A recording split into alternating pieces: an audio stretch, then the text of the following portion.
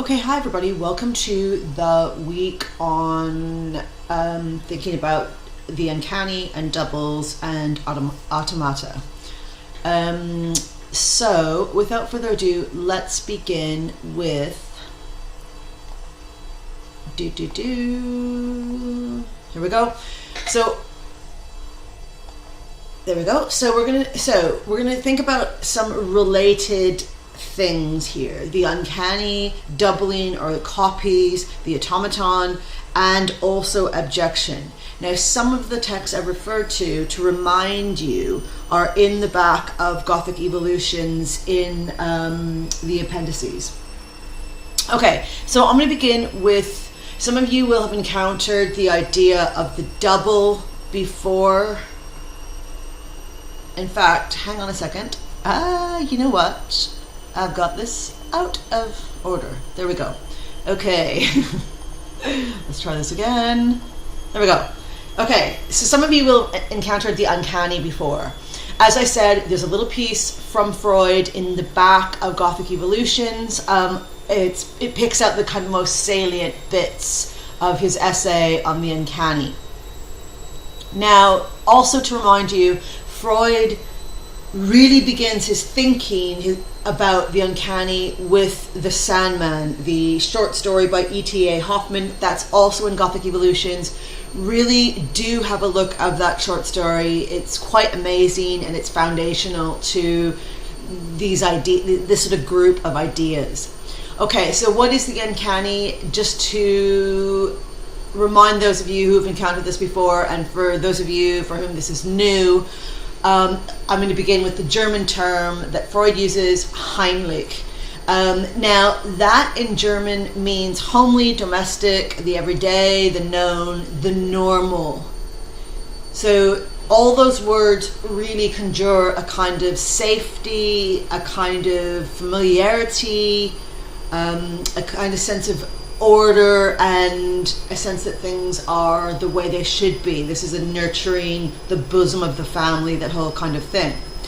However, so usually when you have a term and you have its opposite, like canny and uncanny, they are opposites. But the term Heimlich and the term uncanny encompasses its opposite. So unheimlich does not mean then unhomely, outside the domestic space, the strange, the abnormal. Instead, unheimlich is closely related to Heimlich. So it means the unknown, the frightening, the hidden, the concealed, the out of sight. But the frightening, the unknown, the hidden, the concealed are within the homely, the domestic, the everyday, the known. These things collapse, these opposites collapse into each other in the term uncanny. So Freud writes, thus Heimlich is a word the meaning of which develops in the direction of ambivalence until it finally coincides with its opposite, unheimlich.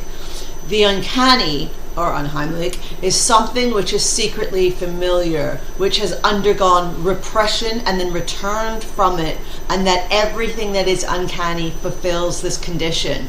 So there's something familiar, home, there's a sense of repressing something which is strange, concealed, out of sight, odd, but it returns and it enters into the safe, the domestic.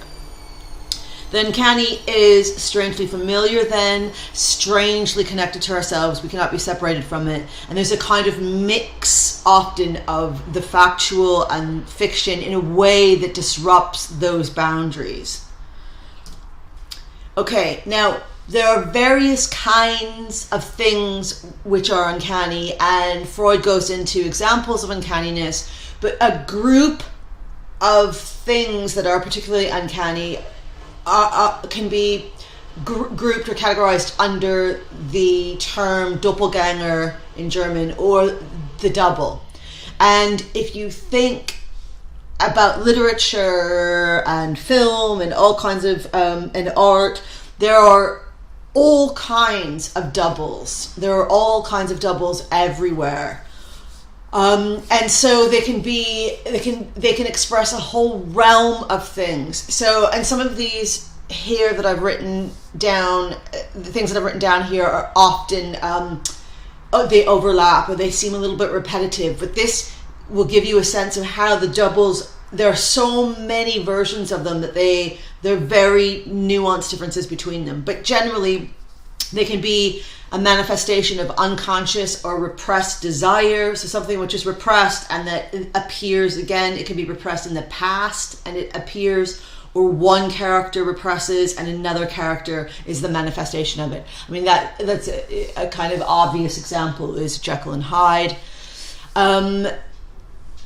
There can be a sense that the double is an expression of some kind of intrinsic human evil which resides within every human but is given a kind of form in a double. A double can be a manifestation of the persecution or torment that an individual experiences in everyday life. So, corrupt social institutions or,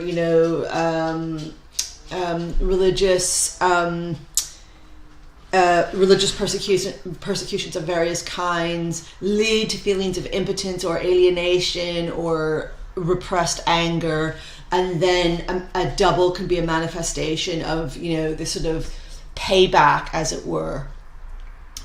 The double can be an expression of the difficulty that humans have of connecting with other humans, and there's a lot of this in Gothic literature. That intimacy is frightening, and it feels as if we are being devoured by our partner, by the person or persons closest to us, and so love, passion, intimacy can be manifested as a double which devours or wants to consume us or threatens us in some way, threatens our borders. The double can be conscience, like the reminder of past wrongs, familial wrongs, or social responsibility. So in terms of race, you can have a double that comes from the past and haunts the present. The history of slavery can take on a form and return as a character or a ghost. You can think of Beloved as an example, the novel Beloved. The double can be resistance, a subversive character who refuses to fit into the established social order. A character that revolts, that refuses to be molded by cultural forces, and so becomes a kind of second self, as it were. The double could be a manifestation of a traumatic experience in childhood. Repressed memory can suddenly take on a form.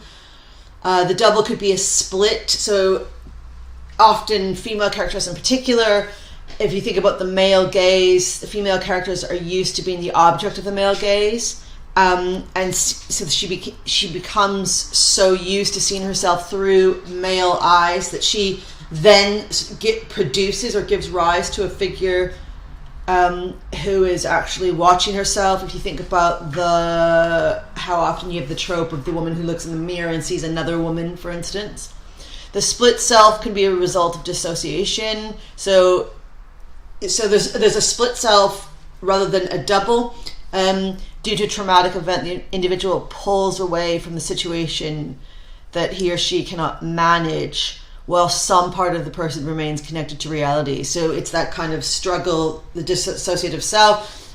The person struggles to keep hold of who they are and how they're supposed to behave. And then there is this other individual who